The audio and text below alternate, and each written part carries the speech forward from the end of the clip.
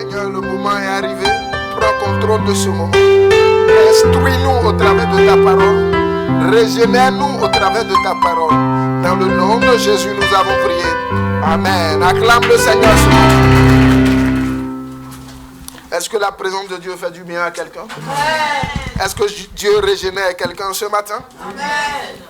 Soyez les bienvenus au temple de la parole, de la prière et des versets. Je veux rendre grâce à Dieu parce qu'il nous a donné de voir ce dernier mois de l'année 2019. Amen. Est-ce que quelqu'un veut rendre grâce à Dieu ce matin avec moi? Est-ce que quelqu'un veut rendre grâce à Dieu? Est-ce que quelqu'un veut se joindre à moi pour rendre grâce à Dieu? Assieds-toi dans la présence de Dieu. Beaucoup ont commencé l'année, mais peu ont vu ce dernier mois. Est-ce que tu te rends compte de ça? Tu es un choisi de Dieu. Tu es un choisi de Dieu. Tu es un élu de Dieu. Tu es un sélectionné de Jésus. Est-ce que tu peux célébrer celui qui t'a choisi ce matin? Je dis, est-ce que tu peux célébrer celui qui t'a choisi ce matin?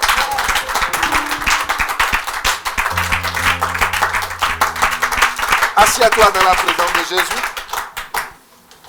Je suis très content de retrouver l'église en ce mois de décembre, dernier mois de l'année.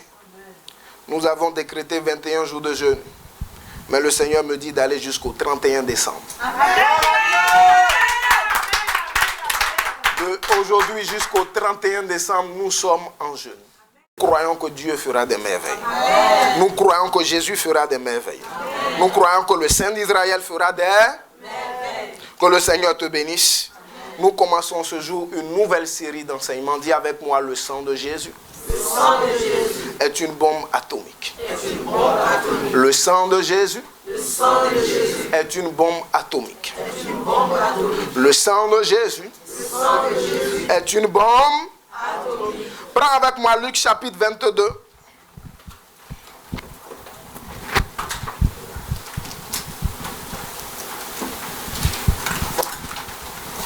Le sang de Jésus est une bombe atomique. Aïe, aïe, aïe. Maintenant, il faut savoir comment manipuler la bombe atomique. Parce que si tu ne sais pas comment manipuler la bombe, tu risques de causer des dégâts. Lisons à partir du verset 39. Luc 22, verset 39. Quelqu'un peut nous faire la lecture, s'il vous plaît? Je lis la parole. Oui. Luc 22, verset 39. Après être sorti, il alla selon sa coutume à la montagne des Oliviers. C'est bien ça? Après être sorti, lisez avec vie, avec force, avec autorité. Il alla selon sa coutume à la montagne des Oliviers. Stop. Après être sorti, Jésus alla selon sa coutume. Autrement dit, selon ses habitudes. Cela veut dire que Jésus avait l'habitude d'aller sur le mont des Oliviers. Après, qu'est-ce qui se passe? Ses disciples suivirent. Oui. On continue? Lorsqu'il fut arrivé dans ce lieu, oui. Il leur dit, oui. Priez, ok, afin que vous ne tombiez pas en tentation. Très bien. Après? Puis, il s'éloigna d'eux à la distance d'environ un jet de pierre. Et, s'étant mis à genoux, il pria, disant, 2 points, Père, si tu voulais éloigner de moi cette coupe, toutefois, que ma volonté ne se fasse pas. Asseyez-vous dans la présence de Dieu. Jésus alla sur la montagne des Oliviers comme il avait l'habitude de faire. Il dit à ses disciples, mettez-vous ici, laissez-moi aller prier. Nous sommes en train de comprendre que le Seigneur avait l'habitude de prier. Alors regarde ton frère, regarde ta soeur, secoue-le, dis-lui, est-ce que tu as l'habitude de prier? Est-ce que tu pries lundi et après la prochaine fois c'est dimanche? Ou est-ce que tu as l'habitude de prier régulièrement? Parce qu'on nous dit selon sa coutume. Ce n'est pas dit que Jésus ne priait pas de manière sporadique. Il priait de manière régulière. Quelqu'un me suit? Maintenant, cette fois-ci, quel type de prière il fait? C'est ça qui nous intéresse. Il arrive sur la montagne des Oliviers. Il commence à prier, il dit, Père, si tu voulais éloigner de moi cette coupe. Ah, dis avec moi, dis avec moi, Père, si tu voulais éloigner de moi cette coupe. Mais laisse-moi, cette prière-là, Jésus ne l'a pas faite une fois. Jésus n'a pas demandé au Père, si tu voulais éloigner de moi cette coupe une seule fois. Va avec moi dans Matthieu chapitre 26. Et tu verras combien de fois il a supplié le Père. Matthieu 26, prends avec moi Matthieu 26. Matthieu 26. Et lis avec moi verset 39. Matthieu 26, verset 39. Puis, ayant fait quelques pas en avant, il se jeta sur sa face et pria ainsi. Mon Père, s'il est possible que cette coupe s'éloigne de moi. Stop. Va au verset 42. Verset 42. Il s'éloigna une deuxième fois et pria ainsi. Attends. Il s'éloigna une deuxième fois. Et pria comment? Ainsi. Et il dit quoi encore? Mon Père, s'il n'est pas possible que cette coupe s'éloigne sans que je la boive. Stop. C'est la deuxième fois que Jésus supplie le Père pour qu'il éloigne cette coupe. Quelqu'un me suit?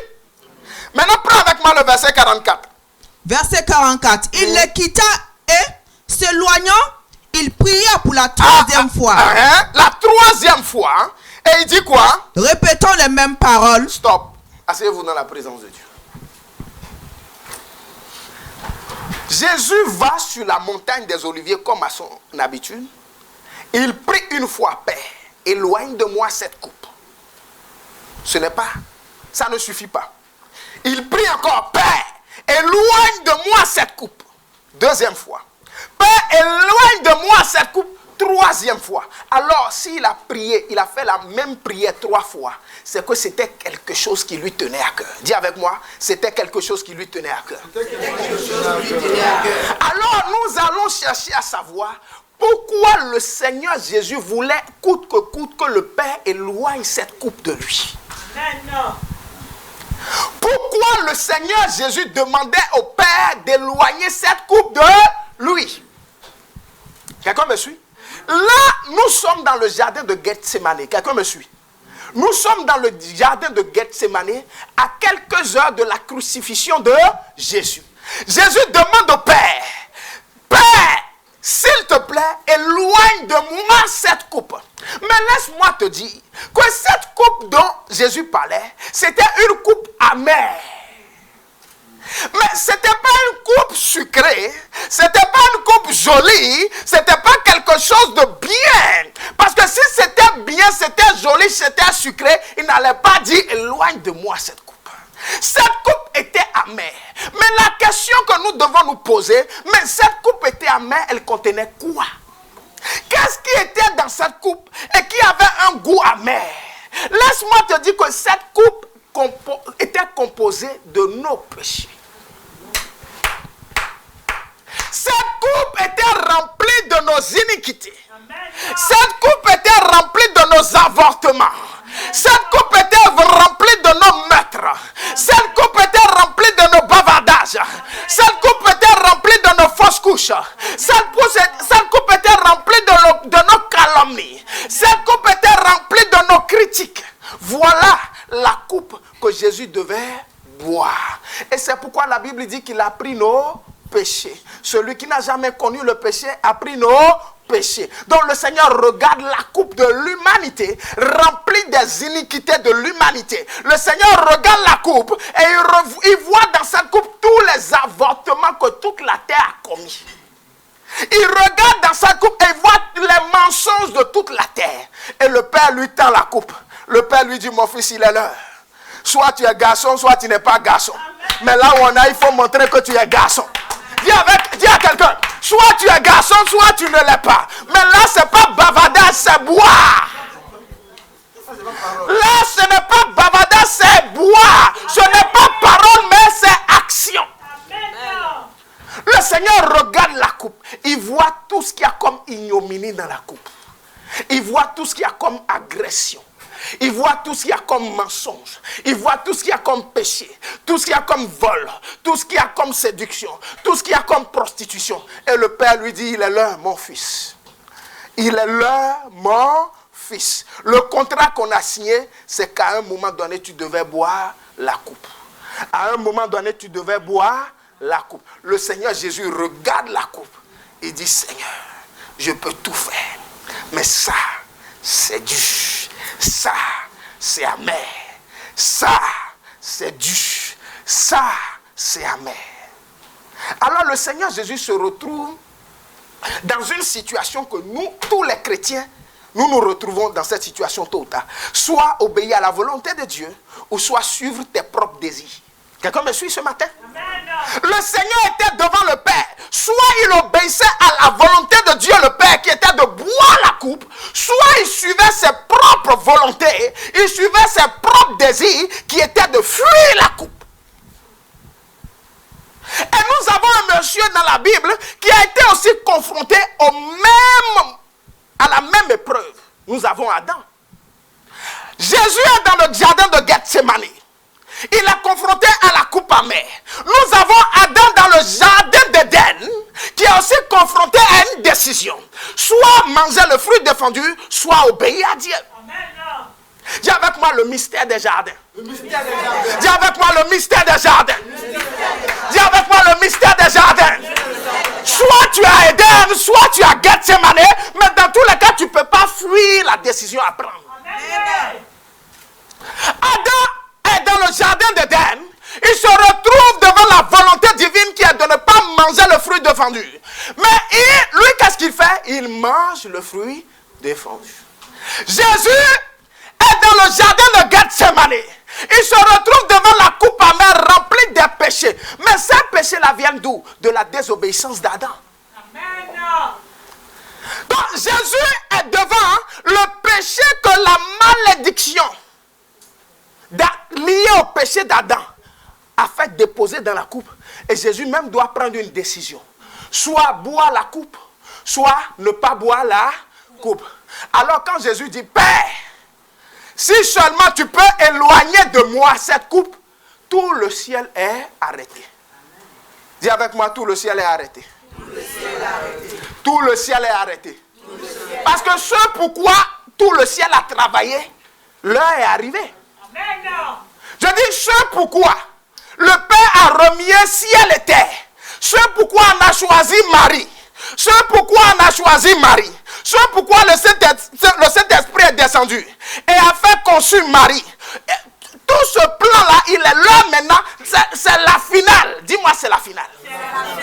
Et Jésus maintenant, l'heure de la finale est arrivée. Jésus dit, si tu peux simplement éloigner de moi cette coupe, le ciel reste suspendu. Le Père dit, mais va-t-il fléchir comme Adam a fléchi? Va-t-il suivre sa chair comme Adam a suivi sa chair? Le Père regarde. Il regarde les anges. Il regarde les anciens.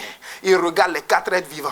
Il dit, oh, tout ce pourquoi j'ai travaillé, l'heure est arrivée. Est-ce que mon fils va m'obéir? Est-ce que le premier Adam qui a désobéi, le dernier Adam va rétablir l'obéissance? Est-ce que le premier Adam qui a désobéi, le dernier Adam va rétablir l'obéissance? Le ciel est suspendu. C'est de la même manière quand tu te retrouves dans des situations, le ciel est suspendu au bout de tes lèvres. Vas-tu faire le choix de la volonté de Dieu ou vas-tu faire le choix de ta propre volonté? Amen. Je dis le ciel est suspendu. Mais grâce soit rendue à l'Éternel des armées. Quand Jésus a dit, mais pas ma volonté, mais la tienne, Père. Je dis, c'est une célébration a commencé dans le ciel. Une célébration a commencé dans le ciel. Les anges ont commencé à jouer à la musique. Je dis, une fête a commencé dans le ciel. Parce que le Père a vu que là où le premier Adam a échoué, le deuxième Adam n'a pas échoué.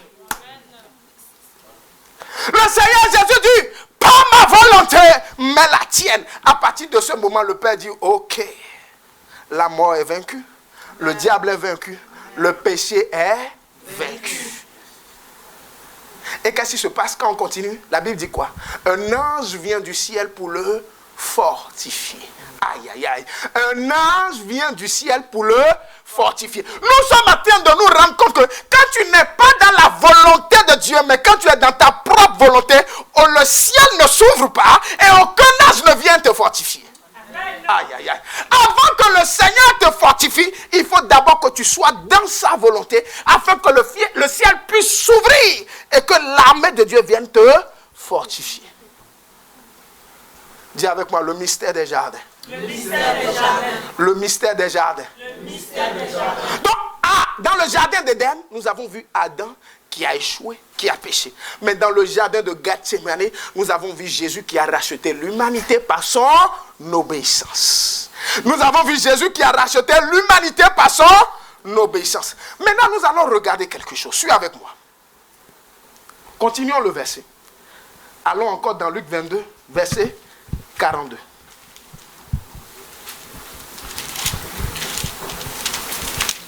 Luc 22, verset 42.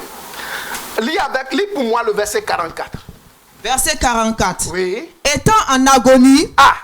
Asseyez-vous. Je vous autorise, asseyez-vous. Étant comment? En agonie. Donc, le Seigneur Jésus, le roi des rois, Seigneur des seigneurs, le Dieu Tout-Puissant est confronté à l'angoisse. La Bible dit, étant en agonie. Qu'est-ce qui se passe? Il priait plus instamment. Oui. Et sa sueur devint comme des grumeaux de sang. Mais ces grumeaux de sang ont fait quoi? Qui tombaient à terre. Stop. Donc nous voyons que étant en agonie à cause de la coupe qu'il devait boire, à cause de la coupe qui remplissait le péché, l'immondice du monde, Jésus est angoissé. Maintenant, qu'est-ce qui se passe? Jésus pria jusqu'à ce que sa sueur est devenue comme des grumeaux de sang. Mais attention, sa sueur est tombée à terre. Alors dis-moi, quand ta sueur tombe à terre, elle vient d'où? Et on répond à cette question. Quand ta sueur tombe à terre, elle vient d'où? Elle vient de ton front. Parce que quand tu transpires sur le bras, ça ne tombe pas. Mais quand tu transpires sur le front, ça tombe à terre. Nous sommes en train de nous rendre compte que le sang de Jésus a coulé de son front.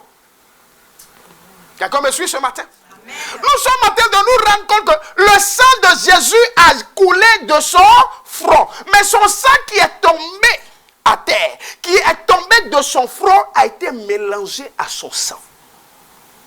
Quelqu'un me suit? Maintenant, allons dans le jardin d'Éden. Adam aussi, il a transpiré. Quelqu'un me suit ce matin? Adam aussi a libéré de la sueur. Quand Adam a péché, et tu vas avec moi dans Genèse 3, verset 17 à 19, qu'est-ce que le Seigneur dit? Tu mangeras à la sueur de ton front. Dis sueur contre sueur. Aïe, aïe, aïe, dis avec moi sueur contre sueur. Donc nous sommes en train de voir que la sueur de Adam, elle est maudite à cause de la désobéissance. Mais nous avons la sueur de Jésus qui est mélangée à son sang, qui représente l'obéissance et la bénédiction. Amen.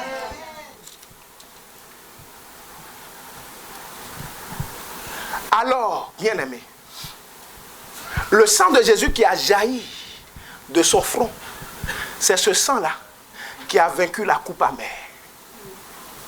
Quelqu'un me suit ce matin? Le sang de Jésus, mélangé à sa sueur, qui est tombé de son front, c'est ce sang-là qui a vaincu la coupe amère, la coupe de la malédiction. Parce que cette coupe était remplie de nos péchés. Cette coupe était remplie de nos péchés. Et nos péchés viennent d'où? De la désobéissance de Adam. Adam dont la sueur a été maudite. Donc nous avons une coupe qui est remplie de la malédiction. Et pour vaincre cette coupe de la malédiction, Jésus a prié jusqu'à ce que sa sueur est tombée à terre, a quitté son front, tombé à terre, mélangé à son sang. Nous sommes en train de nous rendre compte que le sang de Jésus, coulé de son front, c'est ce sang-là qui a la victoire sur la malédiction. Amen. Amen. Je ne sais pas si quelqu'un comprend quelque chose. Est-ce que tu comprends quelque chose? Le sang de Jésus qui est tombé de son front, c'est ce sang-là qui a la victoire sur la malédiction. Parce que tous les jours nous prions, Seigneur, je me couvre de ton sang, je fais ci avec ton sang. Mais attention, notre Dieu est un Dieu de précision. Tu utilises quel sang de Jésus? Je suis en train de parler à un chrétien. Oui, je me couvre de son sang. Mais n'oublie pas, son sang est sorti de 7 endroits précis. Et par la grâce de Dieu, nous allons étudier ces 7 endroits dont le sang de Jésus sont sortis. Aujourd'hui, nous voyons que son sang est sorti de son front. Maintenant, si tu veux prier pour ôter la malédiction, tu dois prier avec précision. Seigneur, j'applique ton sang qui a coulé de ton front et qui a vaincu la malédiction. Amen. Quelqu'un me suit? Parce que, Seigneur, oui, Seigneur, dans ma famille, il y a des malédictions familiales, ancestrales. J'applique le sang de Jésus, mais quel type de sang qui est sorti d'où? Parce que le sang sorti de son côté ne fait pas la même chose. Le sang sorti de ses pieds ne fait pas la même chose. C'est le sang sorti de son front qui a la victoire sur la malédiction. Dis avec moi. Le sang de Jésus, qui a coulé de son front, me donne la victoire, sur la malédiction. Ça, c'est le premier point. Le deuxième point, qu'est-ce qui s'est passé?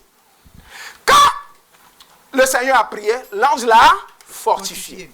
Quand l'ange l'a fortifié, qu'est-ce qui s'est passé après? La Bible nous dit que quelques minutes après, Judas apparaît. Quelqu'un me suit? Quelques minutes après, Judas apparaît. Donc, la question que nous devons nous poser, Judas là, il n'était pas censé être disciple. Quelqu'un me suit? Il n'était pas disciple. Alors, quand Jésus est parti prier sur la montagne, là, les autres disciples, il a dit, mettez-vous là et priez, non? Lui, il n'est pas concerné par la prière. Quelqu'un me suit ce matin? Donc, Judas n'était pas au milieu des disciples quand le Seigneur disait aux autres disciples de prier. Première chose. Deuxième chose, quand Judas apparaît, qu'est-ce qui se passe? Il n'est pas venu seul. Ah, dis avec moi, il n'est pas venu seul. Dis avec moi, il n'est pas venu seul. Allons dans Matthieu 26. Quelqu'un comprend quelque chose? Ce matin, nous allons prier avec précision en utilisant le sang sorti de son front. Quelqu'un me suit? Parce que tous les jours, nous disons, Seigneur, je me couvre de ton sang. Mais quel sang tu es en train d'utiliser? Quelqu'un me suit? Matthieu 26, lis avec moi à partir du verset 47. Matthieu 26, verset 47. Comme il parlait encore, oui. Voici Judas, l'un des 12. Ah, attention. Comme il parlait ainsi, voici Judas, l'un des 12. Autrement dit, pourquoi on nous précise l'un des 12? Pour signifier que lui aussi, il est censé être disciple. Et quand ton maître est en train de prier, tu dois être à côté pour prier. Mais lui, il n'était pas là. On dit, voici, il apparaît. Maintenant, quand il apparaît comment? Arriva avec lui une foule nombreuse. Lui, il vient voir son maître avec une foule. Première qualité de la foule, elle est nombreuse. Deuxième qualité de la foule, elle est comment? Armée. Aïe, aïe, aïe. Quel disciple vient voir son maître avec toute une armée? Armée de quoi? D'épées et de bâtons envoyés par les principaux sacrificateurs et par les anciens du peuple. Verset 48. Celui qui le livrait leur avait donné ce signe. Dis avec moi tes ennemis. Dis avec moi mes ennemis plutôt. Mes ennemis sont dans mon cercle rapproché.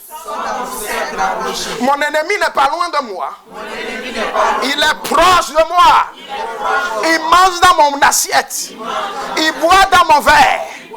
Alors Seigneur, donne-moi d'avoir l'esprit de discernement. Judas était proche de Jésus. Mais pourtant c'est lui qui est venu avec une armée. Maintenant quand il est venu avec une armée, qu'est-ce qui se passe? Il donne un signe. Il donne un signe. Il dit quoi? Celui qui le livrait avait donné ce signe. Celui à qui je donnerai un baiser. Ah! N'importe qui ne donne pas un baiser à quelqu'un. Déjà, bon, simplifions le mot baiser, disons bisou. C'est beaucoup plus simple. Avant de venir bisou sur ma joue, il faut rentrer dans ma distance de proximité la plus serrée. Cela veut dire que je t'ai autorisé. Parce que quand tu veux me parler d'abord, il y a une distance qui nous sépare. Si tu as diminué cette distance, ça veut dire que mon niveau de confiance avec toi est élevé. Frère César, viens. Frère César veut me parler. Il vient me voir et dit, prophète, Josué, je veux te voir. Vous voyez la distance? Il y a une distance de sécurité. Avant qu'il atteigne ma joue, j'ai le temps de faire stop. Parce qu'il n'a pas un certain niveau de confiance avec moi.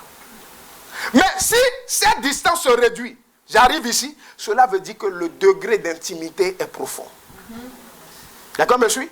Cela veut dire que le degré d'intimité est profond. Jusqu'à ce que sa joue tourne comme ça et dit, aïe, attention à toi. Soit c'est ma femme, soit ce n'est pas ma femme. Quelqu'un me suit? Tu peux t'asseoir. Donc nous sommes en train de nous rendre compte que Judas n'était pas n'importe qui pour Jésus. Quelqu'un me suit ce matin? Judas n'était pas n'importe qui pour Jésus. Parce que quand Judas a dit aux soldats qu'il va donner un baiser à Jésus, cela veut dire qu'il était habitué à lui donner ça. Ah, tu ne m'as jamais donné de bisous, c'est aujourd'hui que tu vas commencer. Il a dit, pour toi là c'est quelque chose. Hein?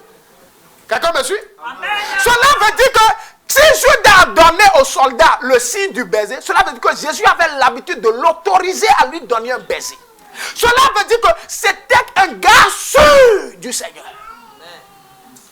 Donc ton ennemi sera ton homme de confiance. Ton ennemi sera ton ami intime. Ton ennemi sera ton mari. Ton ennemi sera ta femme. Ton ennemi sera ton frère. Le diable ne va pas utiliser quelqu'un d'éloigné à toi, mais il va utiliser quelqu'un qui est très proche afin que la douleur puisse bien te faire mal. S'il utilise quelqu'un qui a 10 km, tu ne vas pas avoir mal. Il doit utiliser quelqu'un qui est habitué à te donner des bisous. Oh, oh, oh. Alors, bien aimé, il faut contrôler à qui tu donnes ta joue pour prendre des bisous. Aïe, aïe, aïe, aïe, dis avec moi, attention à ma joue. Attention. Oh, fais avec moi, attention à ma joue. Attention à ma joue. Attention à ma joue. Donc, le Judas dit quoi?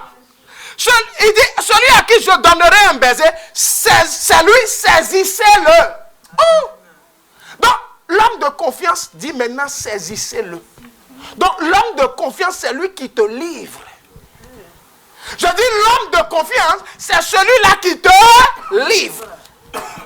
Mais qu'est-ce qui se passe? Verset 49. Aussitôt Jésus s'approchant, il dit, c'est Judas qui est en train de parler. Hein. Quand Jésus s'est approché de lui, Judas dit, salut Rabbi.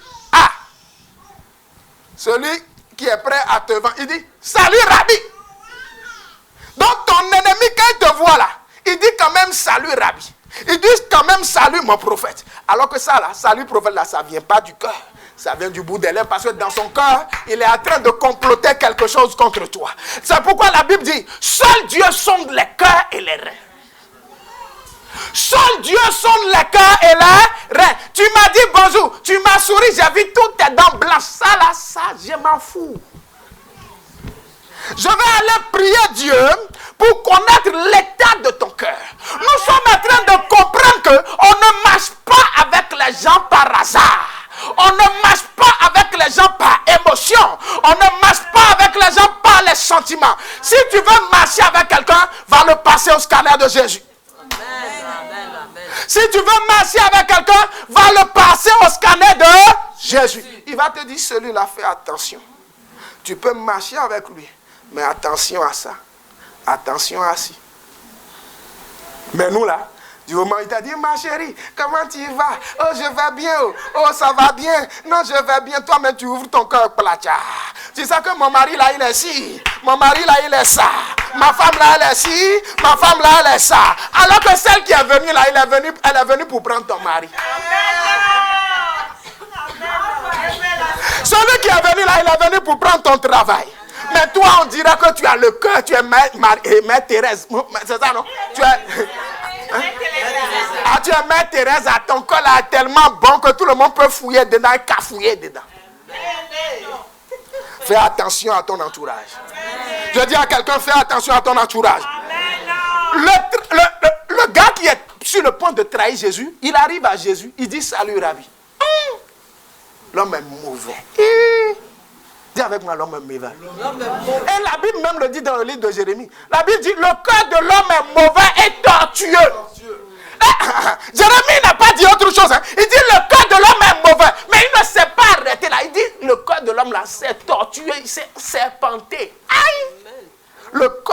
l'homme est mauvais et tortueux. Cela veut dire que l'homme là, si tu vois quelqu'un, il faut voir un méchant devant toi d'abord. Il dit, salut Rabbi.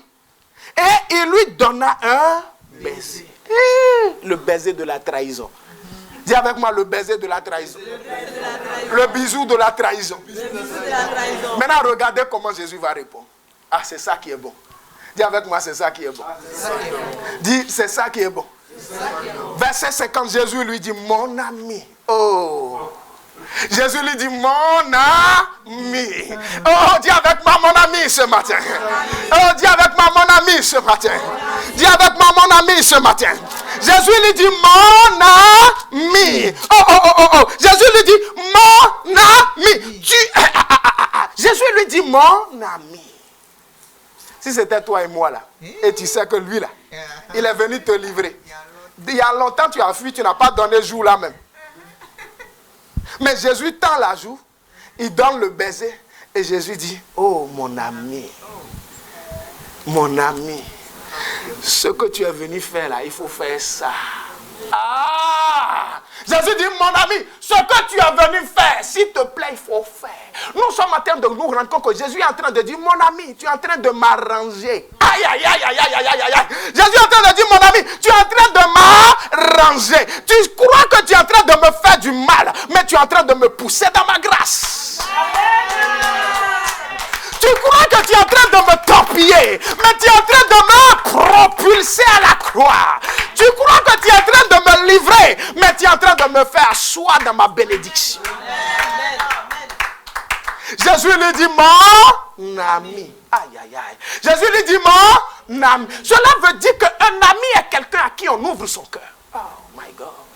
Un ami est quelqu'un à qui on ouvre son cœur. Parce que Judas était quelqu'un qui avait le droit de donner un baiser à Jésus. Cela veut dire que Jésus lui a ouvert son cœur. Donc un ami, ce n'est pas n'importe qui. Un ami, c'est quelqu'un qui est proche de toi, qui rentre dans ta zone de confiance. Mais attention, qu'il y a un risque qui peut te trahir à tout moment. Alors sois bien arrêté là où tu es et analyse tes amis et prépare ton cœur pour leur dire un jour, mon ami, fais ce que tu veux parce que tu es en train de me propulser dans ma... Je connais les chrétiens. Lui, il sait que tu vas le trahir. Il y a longtemps, il t'a chassé de lui, il y a 10 000 kilomètres. Quelqu'un comprend quelque chose? Imagine, deux frères marchent ensemble. Il y a un soir, un des deux fait un son et son frère est en train de le poignarder. Alors que son ami intime, quand il s'est réveillé là, plus jamais, je te dis, hein, toi, éloigne-toi de moi. Alors que, dans quel but Dieu t'a montré? Dieu t'a montré, pourquoi? Pour préparer ton cœur à ce que Judas te livre. Parce que s'il ne te poignarde pas, il y a des dimensions de gloire dans lesquelles tu ne peux pas rentrer. S'il ne te poignarde pas, il y a des dimensions de grâce dans lesquelles tu ne peux pas rentrer. Si Judas n'avait pas trahi Jésus, Jésus ne serait jamais livré à la croix. Et toi et moi, on ne serait jamais là.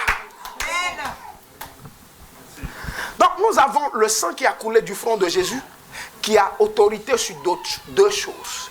C'est le sang qui a coulé du front de Jésus, qui a la victoire sur la malédiction et sur la trahison. Et comme je suis ce matin, c'est le sang qui a coulé du front de Jésus, qui a l'autorité pour te libérer de toute forme de malédiction et pour guérir ton cœur de toute forme de trahison. Parce que qu'est-ce que la trahison fait dans nos vies? Quand tu as été trahi, qu'est-ce qui se passe?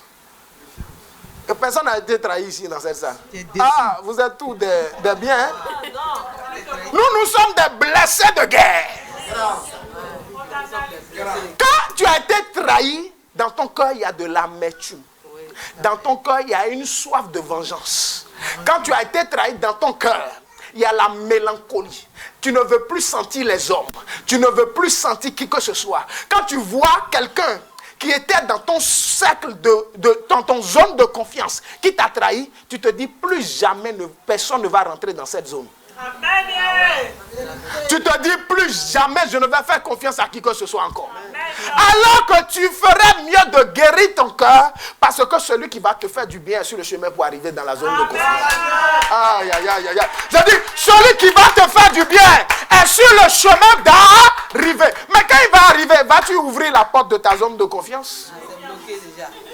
Alors tu as besoin d'utiliser le sang qui a coulé du front de Jésus pour guérir ton cœur. Afin que quelqu'un puisse venir trouver ce cœur-là dans un bon état. Quelqu'un comprend quelque chose? Le sang qui a coulé du front de Jésus. Parce que ce que vous ne connaissez pas. Regardez. Qu'est-ce que l'apôtre Paul dit? Frère Patou, viens. Enlève ton chapeau. S'il te plaît. Quand nous prenons Ephésiens 6, verset 12. Non, laisse ta Bible. C'est juste une illustration. Regardez, Ephésiens 6, verset 12. L'apôtre Paul nous parle de quoi? Les armes spirituelles. Il dit quoi? Prenez la ceinture de la vérité. Prenez la cuirasse qui est la justice. Prenez pour chaussure le zèle de l'évangile.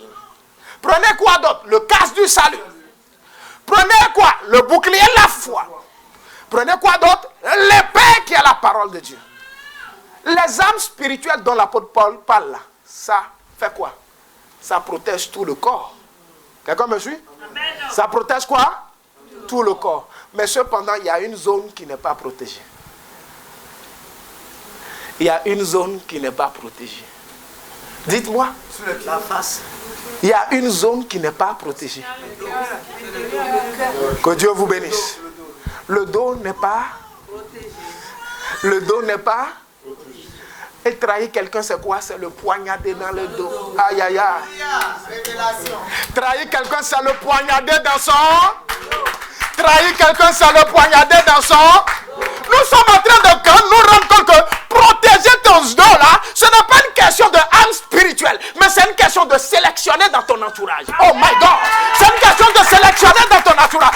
Dieu ne va pas faire ça pour toi. Les âmes spirituelles vont te protéger de devant. Mais ton dos, tu dois sélectionner les gens avec qui tu marches. Amen. Tu dois sélectionner les gens avec qui tu marches. Je ne marche pas avec quelqu'un sans avoir passé cette personne au scanner. Parce qu'il n'y a pas d'âme spirituelle pour dos. Quand tu es poignardé, tu es poignardé. Quand tu es poignardé, tu es poignardé. Maintenant, frère Patou, tourne-toi. Vous voyez le dos du frère Patou? Il n'y a pas de bouclier de la foi. Là, c'est pas foi. Il n'y a pas parler en langue. Il n'y a pas vérité. Ça là, c'est toi-même qui dois veiller sur ton entourage. C'est pourquoi l'environnement de quelqu'un compte à 90% dans sa réussite. Tu auras beau parler en langue, jeûner, faire tout ce que tu veux. Mais si tu es entouré que des pourris, tu ne vas pas aller quelque part. Quelqu'un me suit? Si tu es entouré que des gens qui ne craignent pas Dieu, tu vas finir aussi par laisser Dieu. Maintenant, dans le dos de frère Patou, qu'est-ce qu'il y a? Il y a la colonne vertébrale. Et la colonne vertébrale, elle sert à quoi? À tenir Patou debout. Si on poignarde en plein milieu de sa colonne vertébrale, la vie de Patou est paralysée. Ta destinée sera paralysée par tes proches. Ta destinée sera paralysée par tes proches. Je suis en train de parler à un chrétien prophétiquement. Ta destinée sera paralysée par tes proches. Je suis en train de parler à quelqu'un dans la salle. Ta destinée sera paralysée par ton entourage. Si tu ne sais pas sélectionner dans ton entourage. Je lui mets un couteau dans le dos. Il va se retrouver en fauteuil roulant. Et ça, c'est le minimum syndical. Sinon, même fauteuil roulant, il ne va pas trouver. Il va devenir un légume sur un lit à l'hôpital. Alors que le Patou que Jésus voulait était un grand serviteur de Dieu. Amen. Cela veut dire que son ministère va s'arrêter à l'hôpital, sur le lit de l'hôpital. Quand bien même Dieu lui a donné une grande destinée. C'est pourquoi à l'armée, qu'est-ce que les soldats font? Ils sont en rang et chacun est derrière le dos de son frère. Parce que là, ce n'est pas spirituel, c'est question de confiance. Cela veut dire qu'à l'armée, quand ils sont les uns derrière les autres, celui qui est derrière moi là, tu es sûr que c'est ton gars sûr. Sinon, quand il voit les ennemis arriver là, il décale. Il livre ton dos là-bas. Donc, à qui confie ton dos ce matin? Seigneur. À qui confie ton dos ce matin? Je dis à qui confie ton dos ce matin? Je dis à qui confie ton dos ce matin? Quelqu'un va me dire au Seigneur, mais attention, le Seigneur fait ce qui est devant, il ne fait pas ce qui est derrière. Parce que pour avancer dans la vie, tu as quand même besoin des hommes.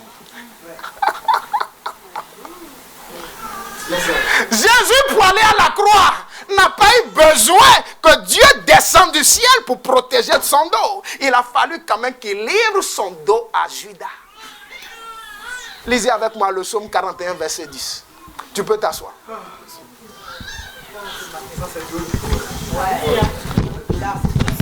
Lisez avec moi rapidement le psaume 41, verset 10. Psaume 41, verset 10. Oui. Celui-là même avec qui j'étais en paix.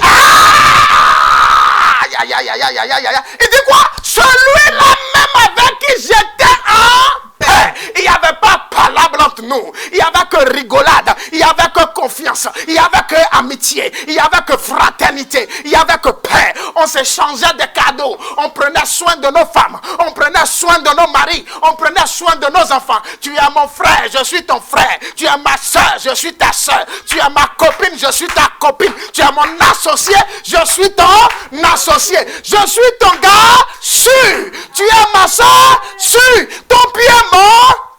Mais celui-là, il a fait quoi? Qui avait ma confiance et qui mangeait mon pain, lève le talon contre moi.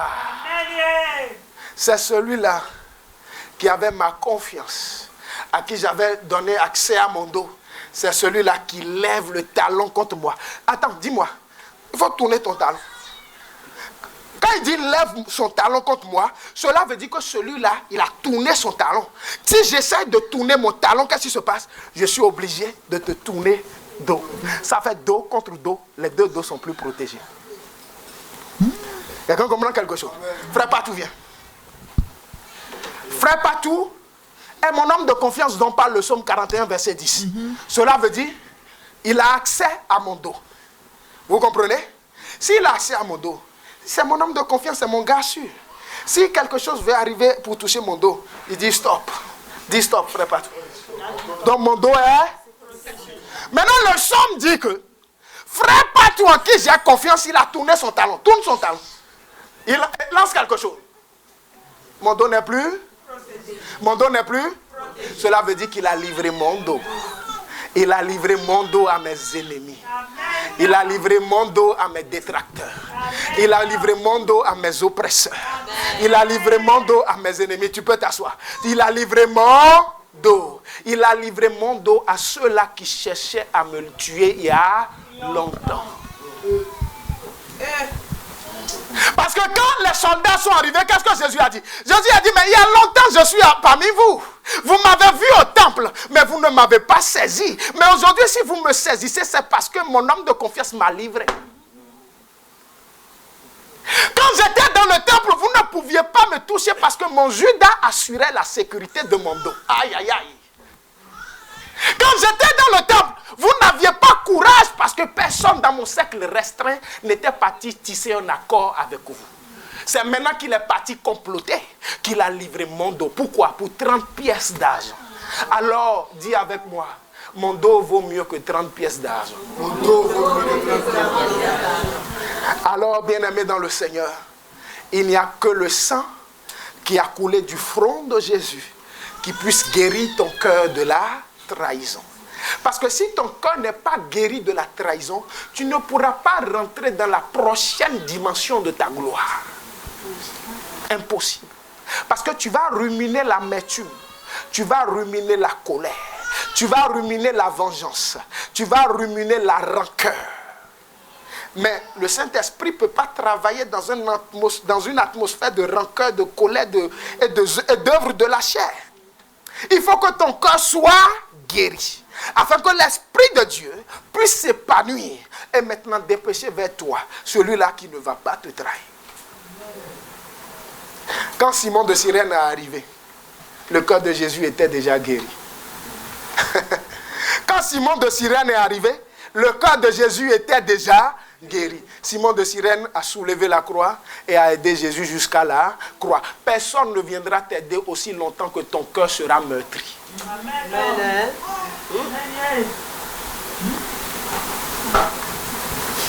Aujourd'hui, c'est du haut niveau. Hein?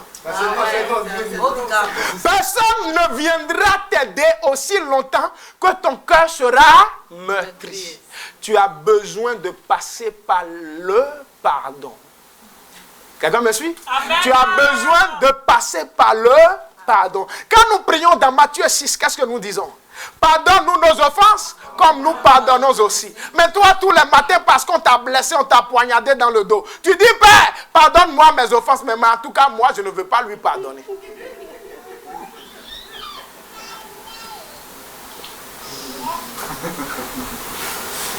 Pardonne-nous nos offenses comme nous pardonnons nous aussi à ceux qui nous ont offensés. Mais tous les matins, quand tu te mets à genoux, tu décrètes jeûne. 31 jours de jeûne. C'est ça, là, on a commencé aujourd'hui. Il faut aller pardonner tes ennemis. Sinon, tu vas jeûner cadeau. 0. Ah oui, je ne rigole pas. Hein. Ça ne sert à rien de jeûner si tu as un problème avec quelqu'un. Même pour faire ton offrande, qu'est-ce que le Seigneur a dit? Si vous voulez faire votre offrande et tu sais que tu as un problème avec quelqu'un, pardon, il faut garder ton argent. Va régler le problème et tu vas venir déposer ton argent. Et là même, tu vas commencer un jeûne avec un... Non, mon frère va demander pardon. Pourquoi? Parce que le diable est rusé. Quand le diable vient là, prenez avec moi, Ephésiens 6. Aujourd'hui, nous sommes dans la parole pour montrer les rouages aux chrétiens. Prenez avec moi Ephésiens chapitre 6. Ephésiens 6. Lisez avec moi le passage qui concerne le bouclier de la foi. Verset 11. Une minute. Verset 16. Ephésiens 6, verset 16. Prenez par-dessus tout. Il dit quoi? Prenez par-dessus tout cela. Cela veut dire prenez par-dessus la vérité, la justice, l'évangile, tout ça. Il dit prenez par-dessus tout cela quoi? Le bouclier de la foi. Pour faire quoi? Avec lequel vous pourrez éteindre quoi? Tous les traits enflammés du malin. Avec lesquels vous pourrez éteindre tous les traits enflammés du malin. Les traits enflammés du malin sont les flèches enflammées du diable. Quelqu'un me suit? Amen. Ce sont les flèches enflammées du diable. Quand le diable tire une flèche contre toi, tu as besoin de la foi comme bouclier pour stopper. Mais le problème c'est quoi? Quand tu as été trahi, qu'est-ce qui se passe? Cela veut dire que le diable a tiré dans ton cœur. Et la flèche a touché ton cœur. Mais attention, on a bien dit une flèche enflammée. Cela veut dire qu'il y a un venin au bout de cette flèche. Quelqu'un me suit? Frère César, viens. Range ton téléphone. Voici le cœur du frère César. Si le diable est là, il tire une flèche enflammée. Cela veut dire qu'au bout de cette flèche, il y a un venin. Et dans le cas de la trahison, au bout de cette flèche qui s'appelle la trahison, il y a le venin de l'amertume. Il y a le venin de la mélancolie. Il y a le venin de la vengeance. Et une fois que la flèche a touché son cœur, cela dépose le venin. Mais toi, tu es qui? Tu es un chrétien. Il faut arracher la flèche et aussi arracher le venin. Et le seul venin qui peut vaincre la trahison, le seul remède plutôt, le seul remède, le seul antidote contre le venin de la trahison, c'est le pardon. Quand tu pardonnes, cela veut dire que tu as arraché la flèche et tu as enlevé le venin de la mélancolie, de la haine, de la vengeance. Et quand tu as fait ça, qu'est-ce qui se passe? C'est ce que Jésus a fait à la croix. Tu peux t'asseoir. Quelqu'un me suit? Parce que qu'est-ce que Judas a fait? Judas a tiré la flèche de la trahison dans le cœur de Jésus. Mais Jésus arrive à la croix, on l'a cloué, on a tout fait. Mais qu'est-ce qu'il fait? Il dit, Père, pardonne-leur, parce qu'ils ne savent pas ce qu'ils sont en train de faire. Il dit, Père, pardonne à Judas, parce que Judas ne sait pas ce qu'il est en train de faire. Cela veut dire que Jésus a arraché la flèche de la trahison avec la colère, avec la mélancolie, avec la haine. Et Jésus a présenté l'amour. Si tu ne demandes pas pardon pour celui qui t'a offensé, tu ne seras jamais guéri. et tu ne pourras jamais rentrer dans une nouvelle dimension. Jésus a été maltraité injustement. Mais pourtant il dit, Père, pardonne-leur. Cela veut dire que si je suis là et que la soeur vient m'insulter, mais attends, moi je reste à ma place, j'attends qu'elle vienne s'excuser et demander pardon. Mais ce n'est pas ce que Jésus nous enseigne. La soeur t'a insulté. La loi humaine exige que c'est celui qui t'a insulté qui vient demander pardon. Mais la loi de Jésus dit, non, n'attends pas son pardon. Lève-toi, va vers elle. Ma soeur, tu m'as insulté, c'est pas grave, on continue. Jésus te pardonne. Quand tu fais ça, tu n'as pas de mélancolie, tu n'as pas de haine. Tu as déjà prié. Wow, c'est fini. Cela veut dire que tu as fait retour à l'envoyeur. Retour à l'envoyeur. Mais au jour d'aujourd'hui, on voit beaucoup de chrétiens. Je retourne à l'envoyeur. Je retourne à l'envoyeur, mais tu ne retournes rien du tout. Tu fais asseoir dans ton cœur.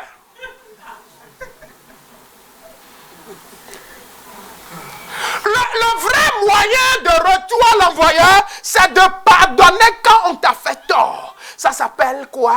La puissance du pardon et l'humilité.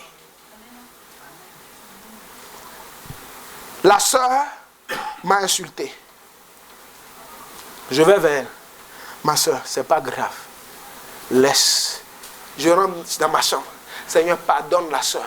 Parce qu'elle ne sait pas ce qu'elle fait. En fait, tu n'as pas affaire à la sœur, mais tu as affaire à l'esprit qui est derrière la sœur. Parce que c'est un esprit qui est derrière elle pour tuer ta joie.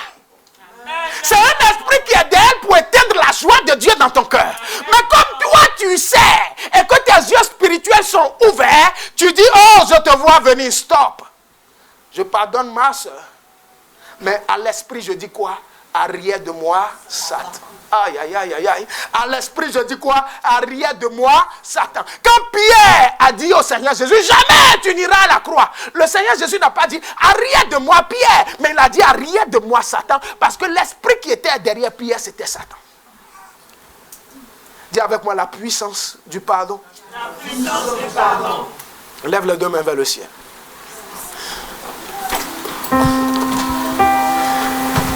Lève les deux mains vers le ciel.